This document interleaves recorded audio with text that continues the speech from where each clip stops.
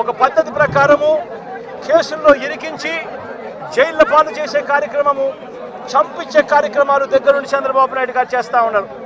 మొన్ననే పోసాని కృష్ణమురళిని చూసాం. పోసాని కృష్ణమురళి అనే వ్యక్తి సినిమాలో దర్శకుడు. ఆ మనిషి చేసిన తప్పల్లా ఏమిటంటే నంది అవార్డు తనకు ఇస్తే నంది అవార్డును తాను తీసుకోలేదు. తీసుకోకుండా కుల వివక్ష పాటిస్తున్నారు అని చెప్పి ఒక స్టేట్మెంట్ ఇవ్వడం ఆయన చేసిన తప్పు.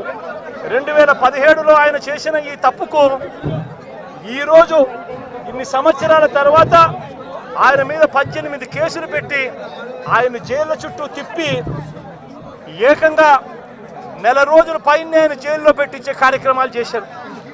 దళిత మాదిగ సామాజిక వర్గానికి సంబంధించిన మా మాజీ లోక్సభ సభ్యుడు నందిగాం సురేష్ పై తప్పుడు కేసులు పెట్టి ఏకంగా 145 రోజులు అతన్ని జైల్లో పెట్టడం కూడా చేశారు.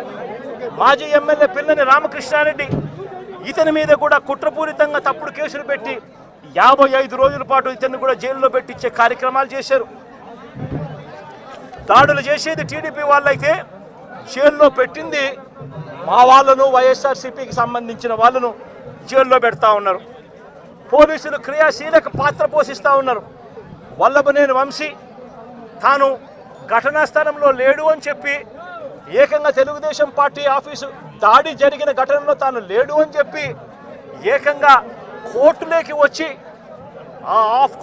వచ్చి తెలుగుదేశం పార్టీకి సంబంధించిన వ్యక్తి, పనిచేస్తూ ఉన్న వ్యక్తి కోర్టు 18 సార్లు ఆయనకు వాయిదాలు పిలిస్తే 18వ తారీఖు రాని తప్పని పరిస్థితిలో పోలీసులే తనను ప్రవేశపెడితే కోర్టు ముందర తానే వంశీ అనేవాడు అక్కడ లేడు అని చెప్పిన తర్వాత కూడా వంశీని అదే కేసులో ఇరికిచ్చి అదే కేసులో వంశీని ఇబ్బంది పెడుతూ ఇప్పటికి 50 రోజుల నుంచి వంశీని కూడా జైల్లో పెట్టించే కార్యక్రమాలు చేశారు. ఇలా రాష్ట్రం మొత్తం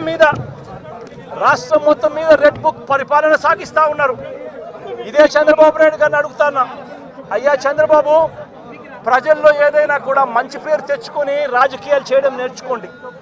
మీరు సూపర్ 6 ఎందుకు అమలు చేయడం లేదు అని చెప్పి ఈరోజు ప్రజలు గట్టిగా నిలదీస్తూ ఉన్నారు. సూపర్ 7 హామీలను ఎందుకు అమలు చేయడం లేదు అని ప్రజలు మిమ్మల్ని గట్టిగా ప్రశ్నిస్తూ ఉన్నారు. ఇలాంటి ప్రశ్నించే సమయంలో ప్రజల గొంతు వినపడకూడదు అని చెప్పి రాష్ట్ర వ్యాప్తంగా రెడ్ బుక్ పాలన మీరు సాగిస్తూ వైఎస్ఆర్సీపీకి సంబంధించిన వాళ్ళు లేదా మీ సూపర్ 6ను మీ సూపర్ 7ను ఎందుకు అమలు చేయడం లేదు అని చెప్పి అడుగుతా ఉన్న ప్రజలను మీరు దాక్షిణ్యం లేకుండా ఈ రకంగా ప్రతి చోట కూడా పోలీసులను ఉపయోగించుకుంటూ ఎమ్మెల్యేలందరినీ కూడా హింసను ప్రోత్సహించండి అని చెప్పి వాళ్ళందరినీ కూడా ఉసగొలుపుతూ రాష్ట్ర వ్యాప్తంగా కూడా మీరు చేస్తూ ఉన్న ఈ దౌర్జన్య కాండ త్వరలోనే ప్రజలు చూస్తూ ఉన్నారు, దేవుడు చూస్తూ ఉన్నాడు. ఖచ్చితంగా మీకు బుద్ధి చెప్పే పరిస్థితి త్వరలోనే వస్తుందని చెప్పి ఈ సందర్భంగా చంద్రబాబు నాయుడు గారికి గట్టిగా మందలిస్తూ చెప్తా ఉన్నా. అదే మాదిరిగా ఇంకొక విషయం కూడా చెప్తా ఉన్నా.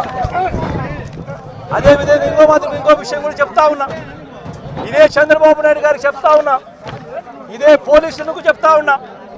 పోలీసులు ఎవరైతే చంద్రబాబు నాయుడు గారిని మెప్పు కోసం చంద్రబాబు నాయుడు గారి మెప్పు కోసం ఎవరైతే వాళ్ళ టోపీ మీద ఉన్న సింహాలకు సెల్యూట్ చేయకుండా చంద్రబాబు నాయుడు గారికి వాచ్మెన్ల కింద పనిచేస్తా ఉన్న ఆ ప్రతి పోలీస్ అధికారికి చెప్తా ఉన్నా, ఎల్లకాలం చంద్రబాబు నాయుడు గారి పరిపాలన సాగదు. చంద్రబాబు నాయుడు గారి పరిపాలన త్వరలోనే వస్తుంది. ప్రతి పోలీస్ అధికారికి కూడా చెప్తా ఉన్నా, మీ బట్టలు తీస్తామని చెప్పి ప్రతి పోలీస్ అధికారికి మీ యూనిఫామ్ తీస్తాం, చట్టం మిమ్మల్ని నిలబెడతాం, దోషులుగా మిమ్మల్ని నిలబెట్టి మీ యూనిఫామ్ తీయించి మీకు ఉద్యోగాలు లేకుండా చేస్తామని కూడా ఈ సందర్భంగా ఇప్పటికైనా చెప్తా ఉన్నా. ప్రతి పోలీస్ అధికారిలో కూడా మార్పు తెచ్చుకోండి. ఎల్లకాలం ఇదే పరిపాలన సాగదు. మీరు చేసిన ప్రతి పనికి కూడా వడ్డీతో సహా లెక్కేసి మీరు మిమ్మల్ని దోషులుగా నిలబెట్టి మిమ్మల్ని మీతో కక్కిచ్చే కార్యక్రమం ఖచ్చితంగా చేస్తామని చెప్పి కూడా ఈ సందర్భంగా ప్రతిపాదన కూడా చెప్తా ఉన్నాం.